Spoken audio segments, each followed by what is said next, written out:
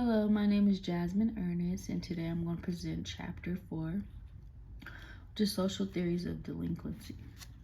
This chapter takes a closer look at social structures and processes that influence young people to engage in delinquent behavior.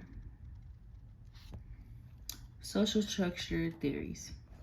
What is social structure? It can refer to patterns of group relations to rapidly enduring forms of individual behavior within those systems, or to social institutions and norms embedded in social systems in such a way that they shape the behavior of actors within those systems. Social structural theorists believe that the overall crime picture reflects social conditions that give rise to collective solutions. In other words, the social and cultural environment in which they grew up in or subculture they become involved in will most likely lead to delinquency. Social structure leads to delinquency by the way of factors such as child poverty, racial disparity, disorganized communities, and rising levels of unemployment. Social disorganization theory is micro-social forces such as segregation, housing, interact with community-level factors such as local-level poverty, family disruptions to impede effective social disorganization. This can be traced back to Emily's Durkheim anomaly, which is normlessness resulting from society failure to provide equity regulation of its members' attitude and behavior. The social disorganization theory was developed by Shawn and McKee, and they argued that social characteristics of a community causes delinquency. Example would be immigration, rapid industrialization, and urbanization. Differential opportunity structure, the difference in economic and occupational, open to members of different socioeconomic classes. Cultural transmission theory, delinquent values become norms and are passed down from generation to generation. Cultural deviance theory can be defined as the belief that the delinquent and criminal behavior are expressions of conformity to cultural values and norms that are opposition of those of a larger society. Walter B. Miller believes a person of a lower socioeconomic status share a distinctive culture of their own in which they're most likely to engage in delinquent behavior. He comes up with this theory of Foucault concerns of the lower class. One being trouble, which is staying out of trouble could be challenging. They view the more you get in trouble, the more acknowledgement you get from others. Toughness, everybody want to be the tough guy, the fearless guy. That's basically the ideal guy. Smartness, you want to be able to outsmart others. Excitement, they search for excitement through delinquent behavior. Fate, they believe that is destined to happen, that they have no control over it. Anonymity describes for personal independence. People want to be able to do everything on their own. They don't want to have to depend on nobody. Strain theory proposes that delinquent results from frustration individuals feel when they are unable to achieve the goals they desire. Robert K. Merton theory of anonymity emphasizes two elements in a social/cultural system.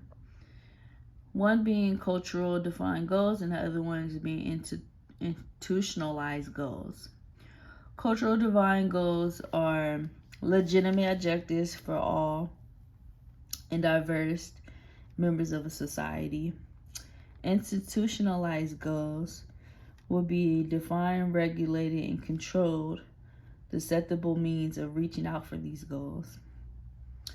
Merton comes up with these modes of adaptations to these goals. Conformity was described as accepting both cultural and institutionalized goals and working a legitimate way to be successful. Innovation would be accepting cultural goals but rejecting the institutionalized means of attaining them. Ritualism is abandoning cultural goals for a private escape or a safer route. Retreatism is rejecting both and retreat from society. Example of that would be homeless people or drug addicts. Rebellion would be rejecting the goals and values of one culture and substituting it for a new set of goals and values. These example of that would be revolutionaries. The major reason for the widespread acceptance of string theory was its central thesis, which is the block theory. Block theory is the limit or non-existent chance of success. Lower class youth are fully internalizing the goals of the middle class culture, and they experience status frustration, which was developed by Albert K. Cohen theory of delinquent subcultures. It is the stress that individuals experience when they cannot attain their goals because of their social economic status. When they experience status frustration, it leads to reaction formation, in which they become hostile towards attaining those goals, and then they started acting malicious. Opportunity theory. Richard A. Coward and Lloyd E. Holland portrayed delinquents who seek an increase in status as striving for membership in the middle class. Therefore, other delinquent youths try to improve their economic position without changing their class position.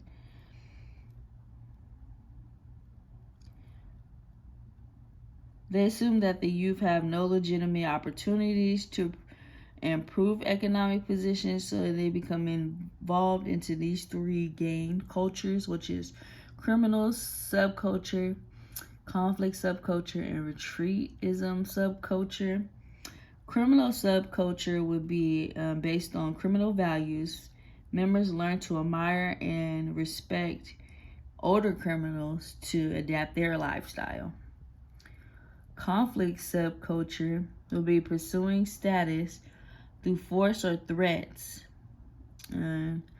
Example of this will have like a reputation of being the tough guy.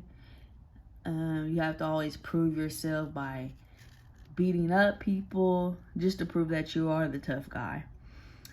Retreatism subculture, that is the consumption of drugs for the kick. So basically they just do drugs just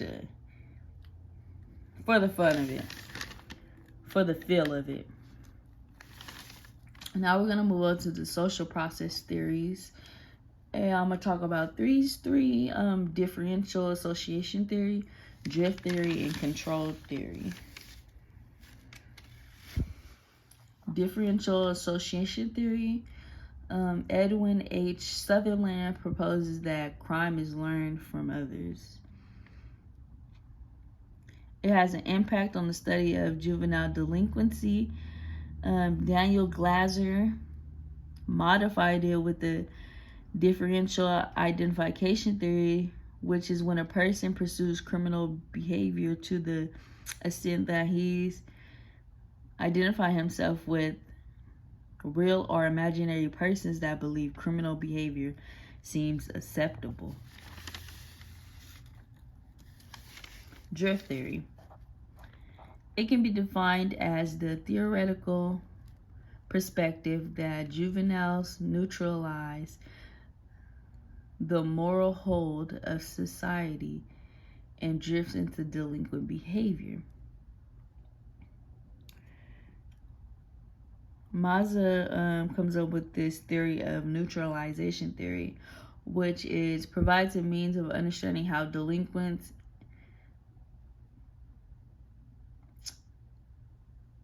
insulate themselves from responsibility for wrongdoing. Denial of responsibility would be I didn't mean it. Denial of injury, which I didn't hurt anyone. Number 3 would be denial of victim, which is they had it coming. Accommodation of accommodators, that would be everyone is picking on me. Appeal to a higher loyalty, I didn't do it for myself. Mazza challenges the notion that delinquents are constrained or compelled to engage in delinquent acts. He believed that soft determinism is more accurate. Soft determinism is the view that delinquents are neither wholly free or wholly constrained in their choice of action.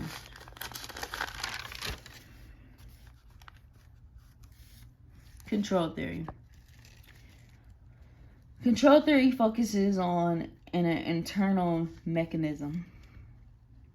Walter C. Reckless contaminate theory and Travis Hershey social control theory are the most developed examples of control theory. So, contaminated theory is a theoretical perspective that stronger contaminant and reinforcing external contaminant provides insulation against delinquent and criminal behavior. Internal contaminated ingredients will be like self-control or self-concept or goal-oriented or having a high frustration tolerance. Outer contaminant would be external regulations holding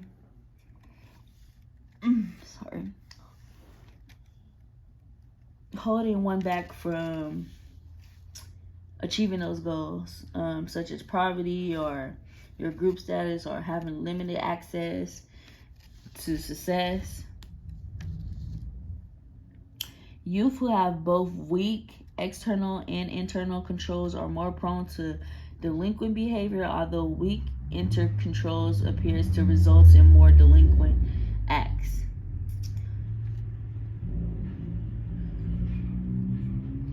Social control theory, that is a perspective that delinquent acts results when juvenile bonds to society is weak or broken. Travis Hershey comes up with these 4 elements of social control theory. Attachment being the first. Attachment is when an individual is attached to others. It's like having a strong bond with your parent, friend, or teacher.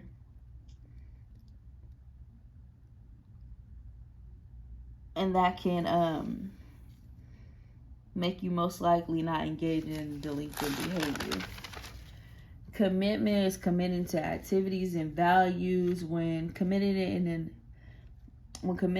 individual considers that the risk of losing their investments is unacceptable if they engage in criminal behavior. For example, you could say, if you're going to school, you know you're about to graduate pretty soon, you wouldn't want to take a risk of not graduating by doing any delinquent behavior. Involvement would be involvement in activities that leave no time for delinquent behavior. Basically just keeping yourself busy to where you're being productive to where you wouldn't want to engage in delinquent behavior. Beliefs. Delinquent results from the absence of belief that forbids socially unaccepted behavior. Integrated theories of delinquency is defined as the combination of two or more contents, including existing theories, level of theories, social contact, or individual contexts on the basis of preserved calamities. And I'm going to talk about these three: Goff, Fredson, and Hershey. General theory of crime as a perspective that holds lack of self-control is the common factor underlying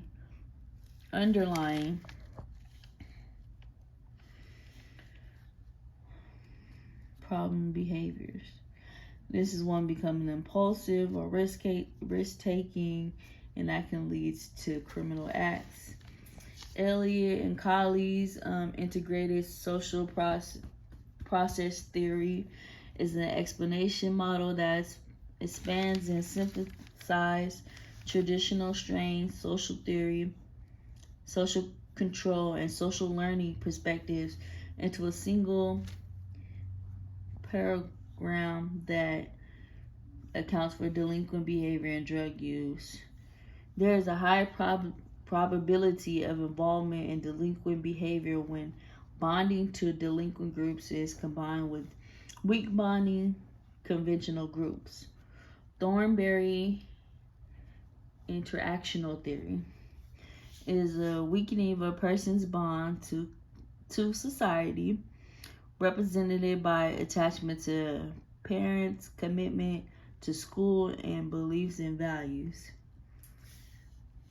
Now, in conclusion, this chapter explains how the social structure of a society influences the behavior that occurs in society because of structure opportunities.